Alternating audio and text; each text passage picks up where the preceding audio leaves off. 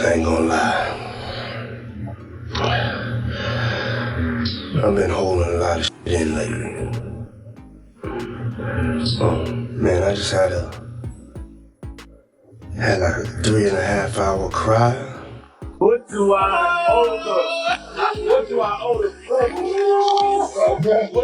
the pleasure? The last time we been together, he washed your car for you. He washed your car. He washed your car. No shame in our hustle. When you got them getting into that wash, and you know that tip gonna be good, like about this cold. Y'all better stop buying this slippery soap, man. The streets have been buzzing, but nobody saw this coming. 50 Cent just dropped some tapes that have Rick Ross on the brink of losing it, and let me tell you, this isn't your typical hip-hop drama. We've got the inside scoop on how these leaked tapes featuring Ross and Diddy made their way online. Once you hear what's on them, you'll understand why Ross is about to flip the whole industry upside down. The way 50 pulled off this move? Pure chaos and legendary. Bruh, just like New York, just like Mount Vernon, New York City, Mount Vernon, and Miami, all that is the same, bruh. Nobody wants to be near him. Nobody wants to touch what he touched, be where he at. You understand? It's crazy, bruh, how his fall from grace, which was never from grace. It's just like the devil just kicked him out of hell. Because he was never in nothing graceful or did anything graceful. You know what I'm saying? I don't care what you say about, okay, he did the music, he had the bad boy legacy and everything like that, man. But, you know, a few albums, a few people, you know, made to be famous, but they not here to tell their story. Black Rob, Biggie, Craig Mack. They not here to tell their story, bro. And now you got everybody telling his story. Yeah, and I know 50, he did a recent interview with US Weekly saying that the reason why rappers are quiet about, you know, Diddy's situation is because they been to his parties and they don't know what got caught on tape. Bruh, those people who was caught at Diddy party did not know that he had 250 tape recorders in that house. That's a big house. Girl, listen to this. 50 Cent's been playing the longest game in hip-hop history with this one. Back in 2009, when Ross threw the Officer Ricky shots at 50, everyone thought it was just another rap beef. But 50? He had much bigger plans. While Ross thought he was winning the back and forth, 50 was quietly working in the shadows, gathering receipts and making alliances. Every time Ross flexed his success, 50 just watched, waiting. He wasn't responding to the petty shots. He was preparing for the big move. The way 50 set this up? Straight up genius. He waited until Ross was out here flaunting his new business ventures, like his Checkers franchise, thinking he was untouchable. That's when 50 knew it was time. If you were paying attention to 50's Instagram the week before, you saw him setting the stage with cryptic posts, talking about how some people aren't who they claim to be. And then, bam, on a random Tuesday, he dropped the tape.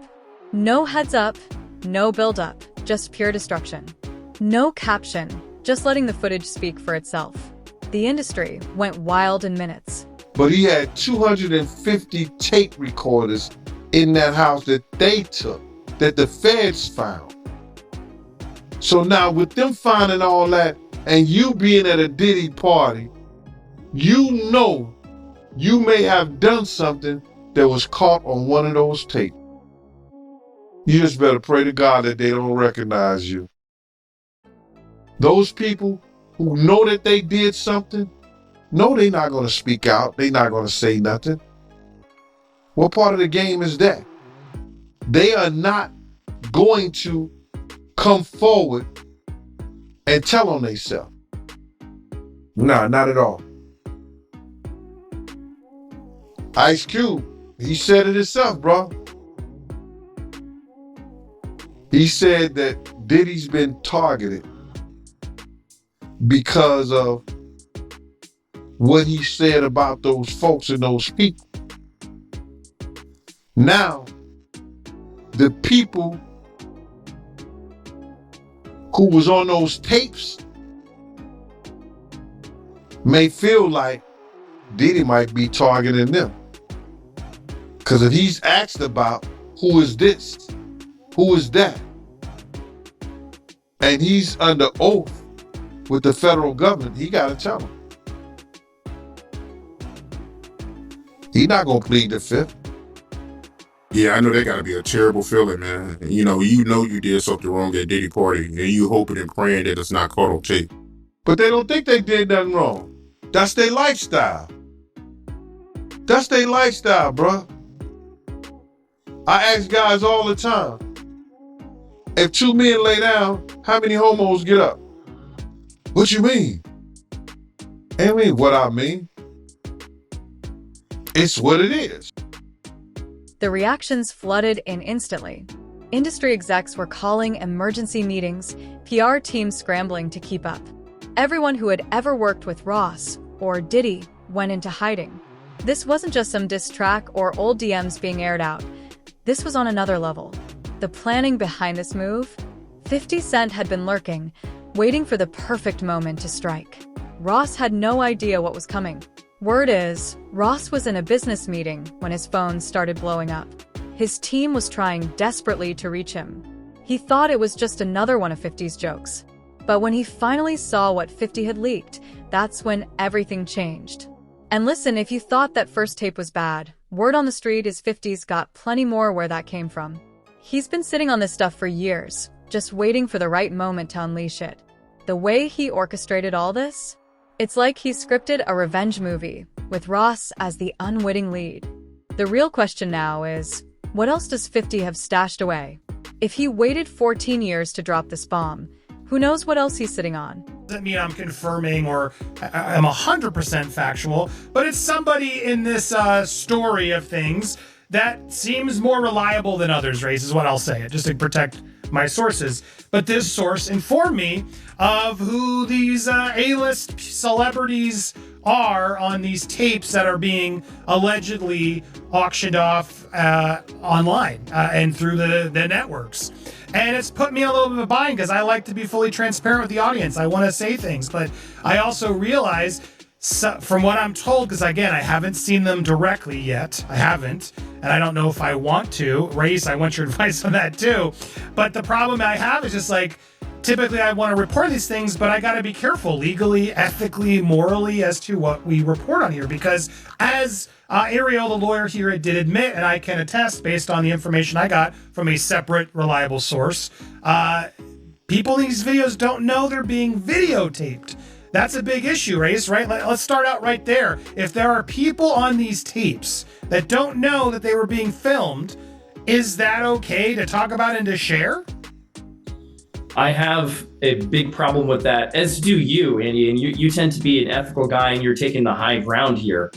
Notwithstanding the fact that you may have some significant information and reliable information, but the reality is that, look, I mean, if people were recorded non-consensually and you're the one to identify them, I think that's a problem, right? And I think anytime anyone has content, right, this is not an email, this is not a text message, this is video. And there's specific statutes without using specific language I don't want to get into, but everybody knows what we're talking about here. It's Diddy with this person, I'll say that. It's Diddy with this person. Actually, yes.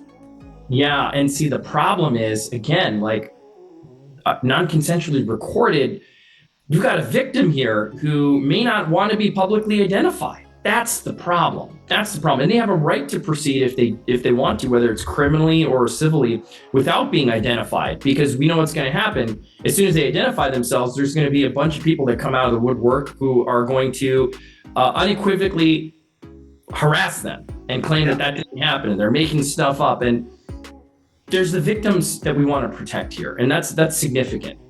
Well, it's interesting because here's why I wanted to have this conversation, because I know a lot of you are like, Andy, just say it. No, I'm not. I'm not going to say them, but I wanted to have this conversation as to why we're not saying it and why I think others haven't yet said it, raised, because, again, legally, ethically, morally, it's just not right.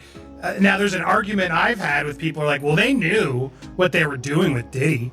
Like, these were consensual acts. Like, they knew, and he filmed other times, so I don't know what the big deal is. It's gonna come out. It's gonna come out, is what I keep hearing from other reliable sources. It may come out, but it's not gonna come out via me. That's just to warn you all, because I don't think it's wise for us to put out something like you just confirmed it without the consent of the other person in the video. Because again, from what I'm gathering based on some of these tapes, and again, we're still learning more and I haven't seen them with my own eyes. Remember all those times Ross swore he never did business with certain people? That's what makes these tapes so explosive. The receipts don't lie. 50 Cent caught Ross in 4K doing exactly what he spent years denying. The footage shows Ross in some seriously compromising situations with Diddy. And we're not talking innocent business meetings. This is some shady stuff. We see Ross at private parties, getting cozy with people he claimed he never even met. But the worst part? There's audio of Ross bragging about behind-the-scenes deals he's been denying for years. In one clip, Ross is casually talking about how he and Diddy set up special arrangements with up-and-coming artists. Industry veterans watching this are saying it's the kind of stuff that could get someone banned from the business for good. What's got everyone really shook is how these tapes tie into those old rumors about Ross's early days in the industry, those stories he's been shutting down. These videos paint a whole different picture. We're seeing Ross comfortable with people he swore he never dealt with, discussing shady business, moves he claimed never happened. Somebody had things what appeared to be baby oil, and then you have to listen to the prosecutor. He said that they seized 1,000 bottles what allegedly to be baby oil. Allegedly to be baby oil. So that's telling people that it wasn't baby oil. And people think that that was baby oil, they out their mind. I don't believe it was baby oil. Yo, bro, when they went up in there, they knew what they was gonna find. They knew what was ever in that baby oil or that those bottles that appeared to be baby oil, they knew about that at first. You gotta realize 9 times out of 10, that individual that got caught at the airport, that was supposed to be their carrier, told them what they was doing and what they had. I wouldn't put him past that he told them everything. So when they went up in there, they knew they had to take whatever was out there, and that thing that appeared to be baby oil, they took that. They got to test every last one of them. Let's see how much, let's see how many of those come back to be baby oil. Bro, listen to me. Costco don't sell that much baby oil. Where you know sell that much baby oil? Yeah, I don't know any store that sell that much baby oil. I know Costco, they came out and said that they don't even sell baby oil. My sentiment is exactly. But you personally, right, what do you believe was in the baby oil? If you ever seen a massage parlor being raided and they walking out the people, do they take the massage oil with them when they go? No, they just walk out the people who are being arrested. The industry reactions have been insane. One anonymous exec said watching these tapes felt like watching someone's career unravel in real time. Another insider close to Ross's label revealed they had to call emergency meetings because no one knew how many more bombs 50 was going to drop. This isn't your typical rap beef where someone leaks old DMs or drops a diss track. These tapes have Ross and Diddy looking super shady, especially with all the other allegations flying around lately. The timing couldn't be worse, with Ross trying to expand his business empire and Diddy dealing with his own mess. The real concern for Ross is how these tapes could impact everything he's built, the Wingstop franchises, the new Checkers deal, all his brand partnerships. Once corporate America gets wind of something like this, they start distancing themselves. But the real pressure comes from knowing 50 is sitting on even more footage. Every time Ross tries to deny or explain something, 50 just drops another clip that makes him look even worse. It's like 50's had cameras on Ross for years, waiting for the perfect moment to drop chaos. When Ross finally saw what was in those tapes, things started to heat up. It's one thing to hear rumors about what's in the footage, but it's another to see the actual video proof of everything you've tried to hide. That's when everything went from bad to worse. If you ever seen a person get arrested and the people being arrested in those brothel houses, do they take out the stuff in the brothel houses? No, they don't. They take the individuals who are being arrested out the brothel houses. For them to take 1,000 bottles of baby oil, it's like that they did not leave one. They left people there, but they ain't leave not one bottle. Nobody needed no baby oil. So my whole thing about it is that there was something in that other than baby oil. That's why they took all the bottles. And 9 times out of 10, if I would give it a wild guess, it was, and like some of the people told me, it was probably that GHB. What's that? I think it's gamma hydrox.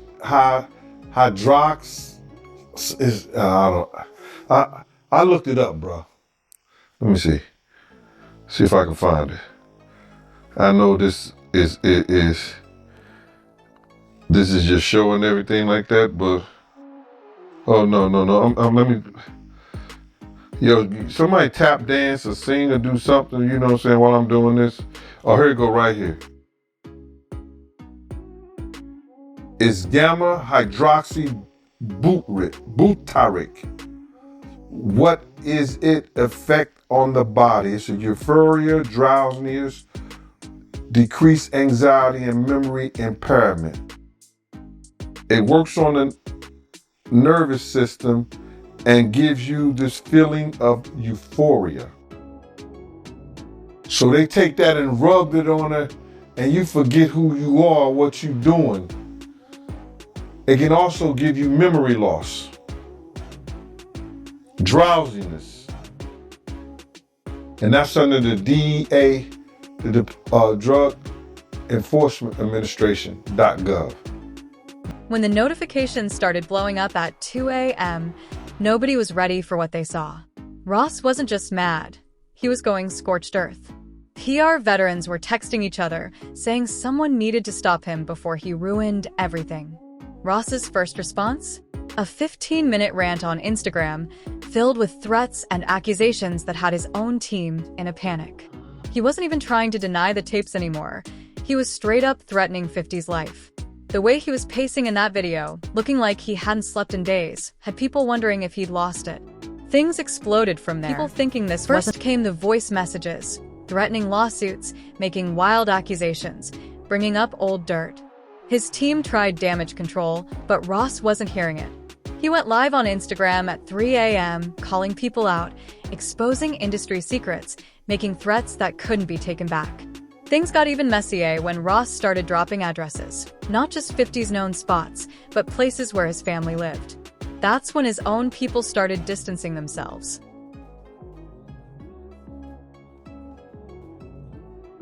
Activities with other, A-listers having activities together is what this is. And again, that's a potentially outing of somebody as well. You know what I mean? There's so many things here that happen in releasing of this private consensual moment that while salaciously everybody wants to know, and people are messaging me all the time, Andy, who's waiting? And it's like, I'm not gonna say, because there seem to be way too many things that these people in the tapes, whether consensual, whether they, whatever, didn't agree to put out there. And I would think that's a legal issue too for anybody who puts these out first, no? Yeah, you nailed it.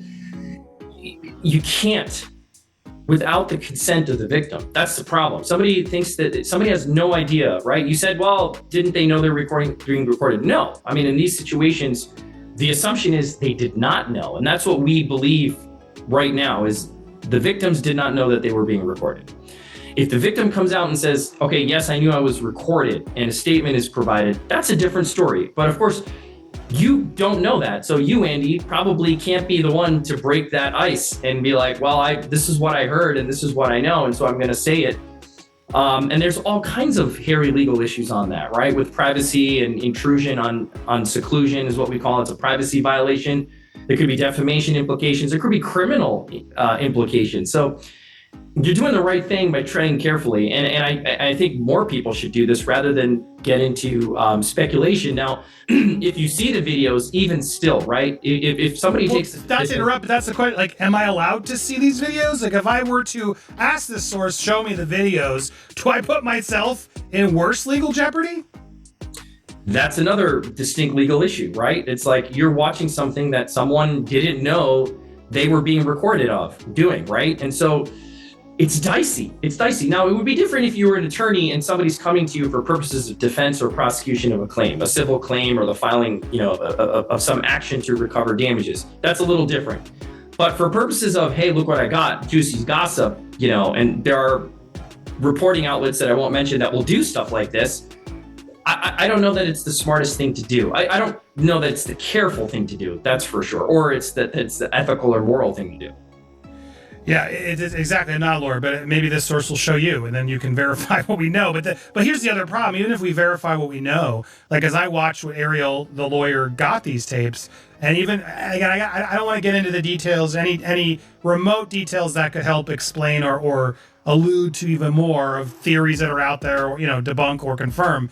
But I will say, hearing what I heard, which again isn't confirmation, but hearing what I heard, it makes me dislike what Ariel's doing even more, because I think there are going to be people out there, if this information does get out in some way, that are going to deny that these people are victims, that they're going to try to say, oh no, they're just consensually and they were hiding this affair and yada, yada, yada. And I don't see it that way personally. I mean, and granted, I haven't seen or know, like this isn't somebody involved from what I've gathered in these tapes of them, doing it to others in a way, criminally, like we've heard in some of these suits. This is just, it almost feels like, again, if it's real, like blackmail material that Diddy keeps to sort of hold over these people's heads. And to me, that's awful to the people in it, whether they agreed or knew or whatever. It still just feels like that's no one's freaking business. And maybe they were doing it for reasons we don't know. Just because we saw the tape doesn't mean they weren't feeling pressured in other ways, right? So it's a heavy and complicated thing, but it's not a hard decision to say, I can't run with trying to even allude to who these people are. Clip 7. Desperation set in fast after that. Ross's team tried to get the tapes taken down with copyright claims, but 50 had already spread them everywhere. Then Ross started offering crazy amounts of money to anyone who could track down who helped 50 get the footage. We're talking millions to find out who'd been recording him. By morning, Ross had already violated 6 different Instagram policies and had his account restricted 3 times. But instead of cooling off, he kept making new burner accounts, getting more reckless with each post. His lawyers were calling nonstop, his business partners were threatening to pull out of deals, and still, Ross wouldn't stop. What really sealed the deal was when Ross started dragging other artists into it. He was exposing everyone's business, who didn't pay for verses, who's lying about their streaming numbers, who's got secret deals. It was like watching someone set fire to their own house to burn down the whole neighborhood. That's when the industry started picking sides. You had people who'd been waiting for years to see Ross exposed jumping in with 50, sharing their own stories. And then you had others defending Ross, saying 50 went too far. But the way Ross was acting, it was hard for anyone to stand with him. When someone starts threatening families and airing out everyone's dirty laundry, people have to pick a side, and those sides are about to shock everyone.